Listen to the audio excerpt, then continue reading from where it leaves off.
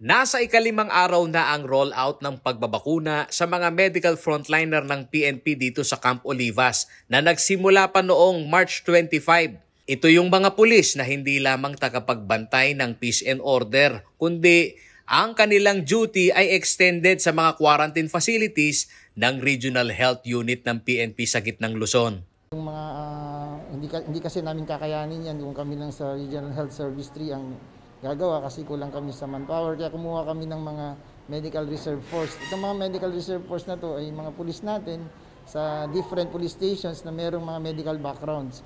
Karamihan sa mga ito ay nurses, medtech, at sila yung gumagawa ng mga swabbing, mga swabbers sila yung bantay natin sa ating mga quarantine facilities. Sila yung talagang exposed sa mga pasyente natin. Sa kabuuan ay may 600 umanong medical frontliner ang PNP sa gitnang Luzon na target na mabakunahan na bahagi sila ng A1 prioritization list ng DOH. Target natin dyan 600 lahat.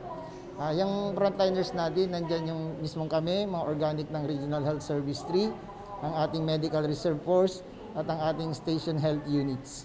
Sa 5 araw na pag-rollout ng bakuna, umabot na umano sa 292 Medical Reserve Force ang nabakunahan mula sa naunang bakuna na ibinigay ng DOH Region 3 na Sinovac at AstraZeneca.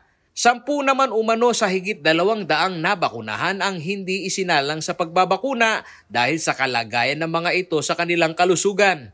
Gaya ng mga itinalagang vaccination center na may assessment, evaluation at holding area ang kanilang vaccination site. Sumusunod din umano sila sa guidelines ng DOH na hindi dapat bakunahan kaagad ang personnel na tinamaan ng COVID-19. Lahat ng nagpa-positive ay kailangan mo nang maghintay ng 90 days o 3 months bago sila pwedeng mabakunahan. For example, nagka-positive sila ngayon, magbibilang tayo ng 3 months, then after 3 months, saka sila pwedeng mabakunahan ng COVID-19 vaccine.